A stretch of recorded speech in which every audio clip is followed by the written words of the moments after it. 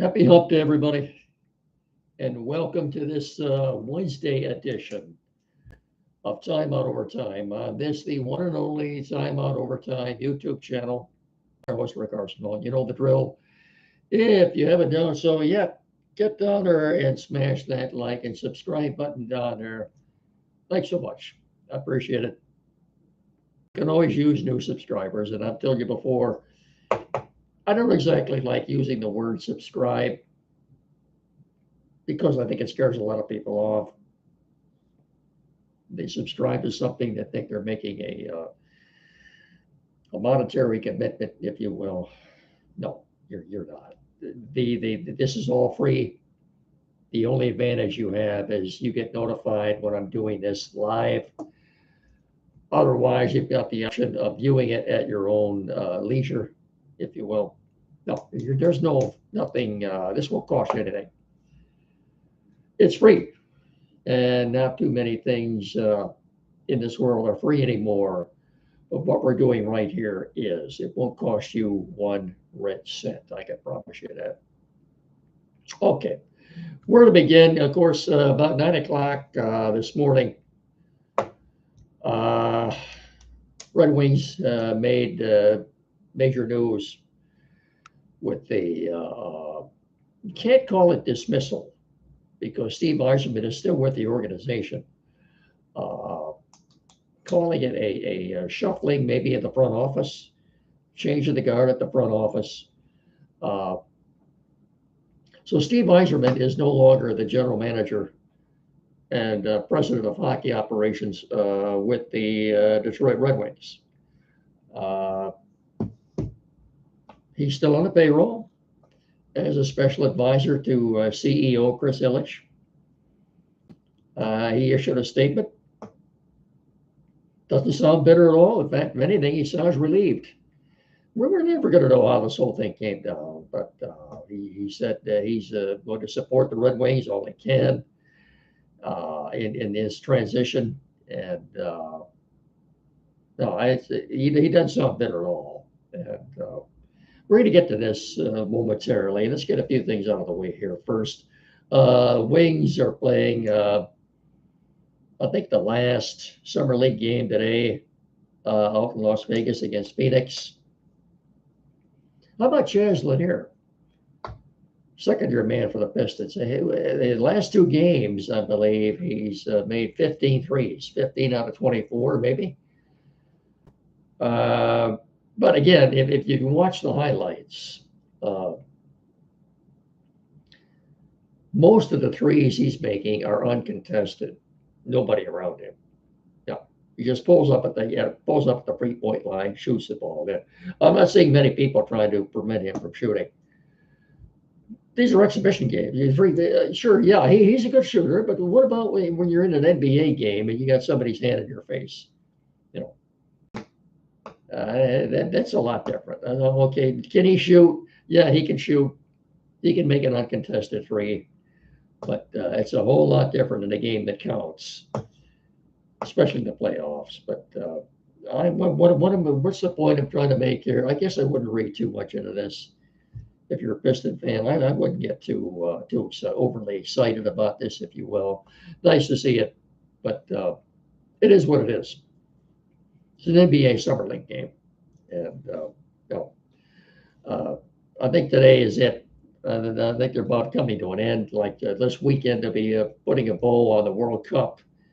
Thank God. I got to admit, I don't like soccer.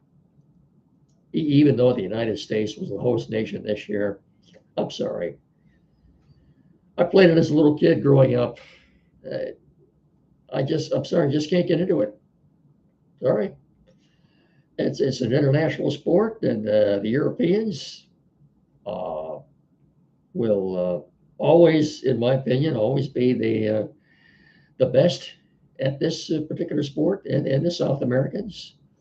Hey, it's an international sport. Everybody plays it, but it's just not my cup of tea. I'm sorry. And after the United States team was eliminated, I had no interest in it at all. I tried to get back into it as best I could, but I just can't find a niche, if you will, for my passion for soccer.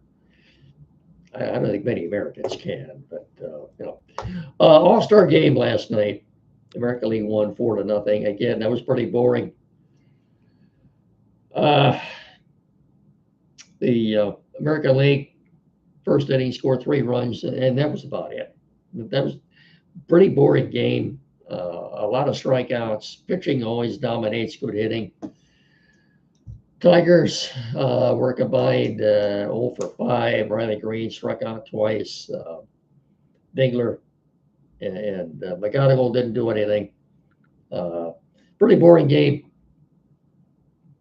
Was it a musical or a baseball game? Was it really necessary to have all this singing in between the innings? How many times can you honor America?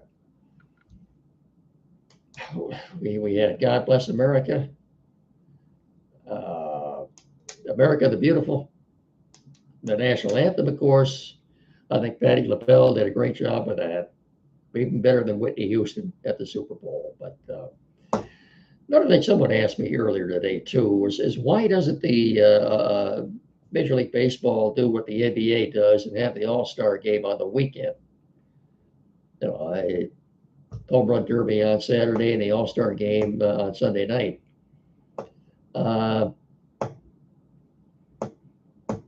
best answer I could give you on that is because the weekend revenue or the weekend crowds for Major League Baseball are more than what they are during the week. And people are working during the week. I'm talking about Major League Baseball now. And the major revenue for Major League Baseball, and I'm sure the numbers back this up, is higher on the weekend than it is during the week. And I think that's mainly why they're not playing the All-Star game and the All-Star game festivities on a weekend. Okay. Used to be back in the early 60s, they played 2 All-Star games for 3 or 4 years in order to build up the players' pension pool. That was before TV got involved. That's back when the players didn't make a whole lot of money, and they had to take on off-season jobs in order to supplement their income. It certainly isn't that way anymore, is it? No, no. So the Tigers get back in action. Start the second half Friday night, first of a 3-game series in Anaheim. We know who's pitching the 3 games for the Tigers. It's Melton, Skubal, and Mize. Nothing from the Angels. So far, we have no idea what their rotation looks like for that series. Probably won't until for another couple of days yet. I'll have something for you on Friday as to who they're pitching. But starting those 3 games, a little bit surprised last night too. Christopher Sanchez was the starting pitcher for the National League last night. Gave up 3 runs in the first inning. He had just pitched against the Tigers on Saturday, and now he's coming back on 3 days rest. Now, I know he only went 1 inning, but he started the game. And he had a very long first inning, and they knocked him around for 3 runs. And I think the fact that he was pitching on just 72 hours rest had a lot to do with that. That's just my theory anyway. But after that, the rest of the game was dominated by pitching, and it was quite frankly a very boring game. If you stayed up for the end, congratulations. Okay. It will always remain what I thought the pictures, I thought the production was very, very well handled, very well assembled. And kudos to whoever was in charge of that whole show last night. But I just think it was a little too much Hollywood-ish, Broadway-ish, if you will, as opposed to just a baseball game. Look more like a Hollywood or Broadway musical, if you will, from start to finish.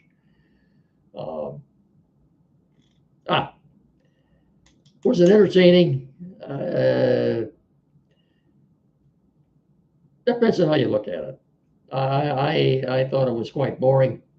Uh, like I said, I thought Patti LaBelle did a good job on the national anthem, but we're done. So that's the All-Star game is over for another year, and we get into the second half, and I think there might be some games tomorrow already. Yeah, it might be, could be. Yeah. Uh, let's get these commercials out of the way. Finish Line Family Restaurant on Carlton Road, right here in Hillsdale. Across the street from Aerosmith Printing, in between the railroad tracks, the best absolute sit-down restaurant in our area. Nothing comes close, folks. Nothing comes close. Finish Line Family Restaurant on Carlton Road in Hillsdale. Nobody does it better than the Finish Line. And where do you want to start? The hours of operation, 6 a.m. to 3 p.m. daily. They are open late Thursday and Friday night, will be through Labor Day. Friday night, all you can eat fish. Thursday, classic car drive-in theme. And they got a lot of great new menu items. It's all good. I've had them all. Uh, ice cream, best darn ice cream around. You're going to find at the Finish Line. Okay? You won't find ice cream at a minute. And this is ice cream winter now, by the way. Uh, fast, friendly service, great family atmosphere, award-winning breakfast served all day, reasonably priced. Nobody does it better than the Finish Line Family Restaurant on Carlton Road in Hillsdale. Okay, when you fuel up from food at the Finish Line, you're always going to finish first. After you paid your bill and you're headed out the door, you'll have a big smile on your face for good reason. But better see you all there. Okay, all right. We're also brought to you in part by Barrett Insurance. You know, seniors, have you got your playbook ready for Medicare? Don't let healthcare costs bitch you. We're calling it audible with Joe Gruden at Barrett Insurance to help you navigate Medicare and health insurance. So whether you're aging into Medicare, you're in a special enrollment period, or you're simply losing other coverage, Joe's got the stats and the know-how to help you score the best coverage for your needs. Plus, you get a game plan for retirement healthcare costs. What about businesses? Businesses don't get sacked. Joe's got group health coverage options for you too. Okay? You give Joe a call at 517-849-1000 or check him out at www.barrettins.com. That's all one word, 2 R's and 2 T's. barrettins.com. You'll find him on the corner of US 12 and M99 in downtown Jonesville. That's Joe Gruden Insurance, protecting your dreams. 517-849-1000. Again, barrettins.com, 2 R's and 2 T's. Barrett Insurance in Jonesville, protecting your dreams. And of course, Quality PC in downtown Hillsdale at 37 Walter Street. Tech services, sales, repairs. That's the only place around here to go for something like this, for tech services. Okay. Quality PC in downtown Hillsdale. Tim Lindley and his staff at Quality PC at 37 Walton Street are more than capable of resolving any tech issues or dilemmas that you may have. 517-610-5372, whatever it is. Computers, new or used, flat screen TV, mounting, programming, setup. Maybe you're changing internet providers. You need that installed. Printers, new or used, anything at all. Just get in there and see them, okay? 517-610-5372 or 37 Walter Street. About 100 feet, 150 feet west of Howell. Get in there and tell them Rick and Mickey sent you, will you please? Thank you very much. I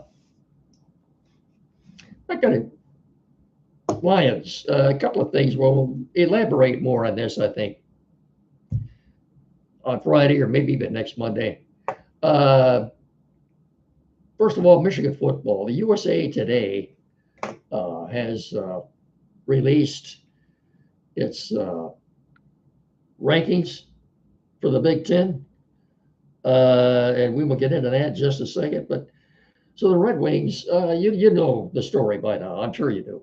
I'm simply here to look at possible replacements as to what actually how this came down. We're probably never going to know.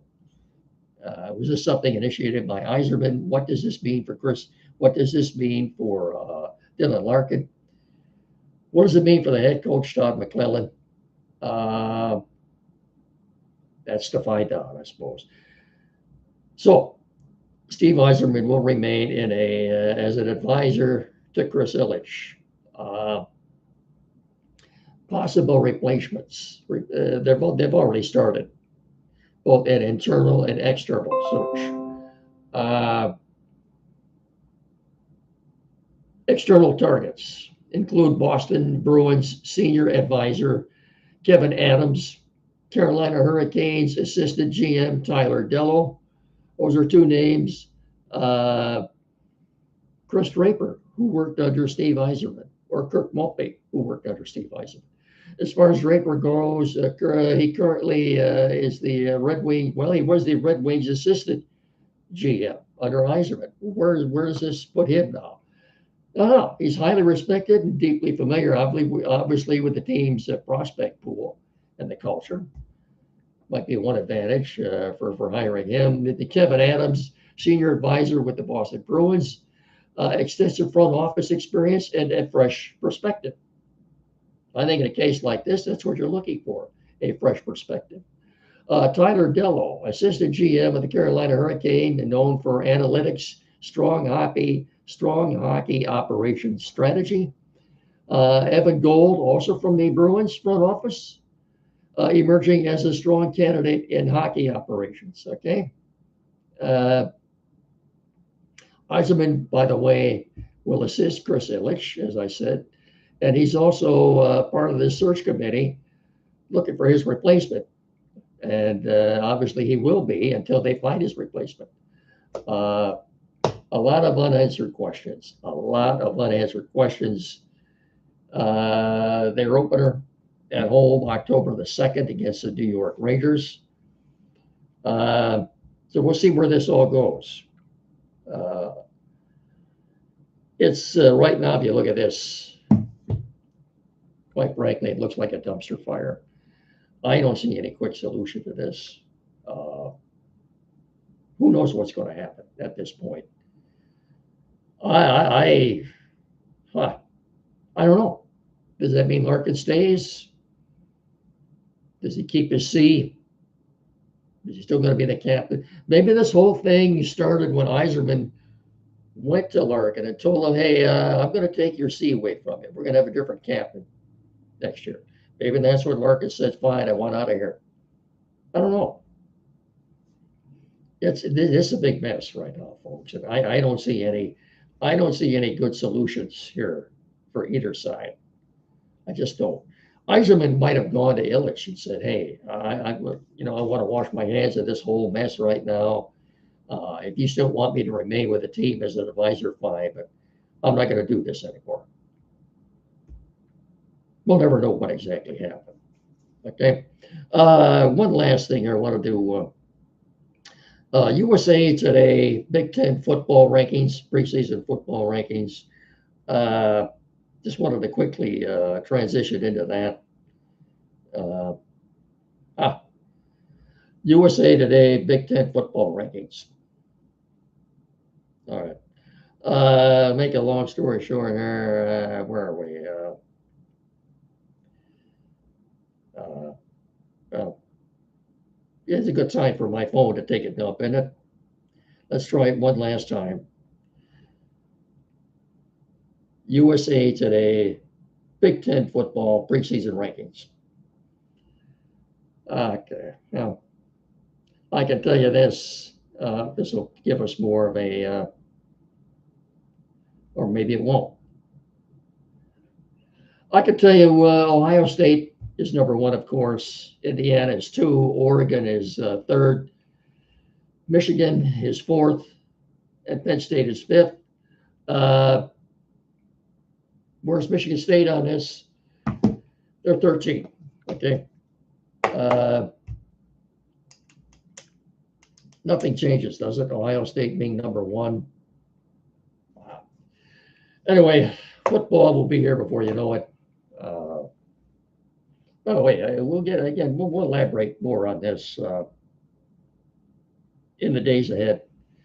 Uh, ESPN came out with this rankings of every position in the National Football League, every position. And they have said that Benet Sewell, the Detroit Lions, Benet Sewell, they have ranked him the number one tackle, not just in the NFC, but in the National Football League. And in a very close race. Bijan Robinson, how the Atlanta Falcons barely beat out Jahmyr Gibbs as the top running back. I mean, they were neck and neck in this thing. 1-2, 2-1, but I still think they still think Gibbs Robinson's good, but I think Gibbs is a little bit better. He barely got beat out. He's number two, but we'll get into that more in the days ahead too. But all right, I've said enough for today. It's too hot to talk any longer, isn't it? That's going to do it. Don't forget that every Saturday morning here locally from 9 to 10, WCSR 92.1 FM, the Timeout Show with Andy and Chad from 9 to 10. Andy will be back this Saturday. And I'll talk to you all again then on Friday. So until Friday, thanks so much for watching and listening. Remember to please treat each other with respect and stay cool. Stay cool. We'll get by this. Don't get outside too much and be sucking in that dirty Canadian wildfire air either. Stay inside as best you can, okay? Especially if you're older. So until Friday, I'll bid you all a very pleasant good evening. Thanks so much for watching and listening. So long, everybody. Bye-bye.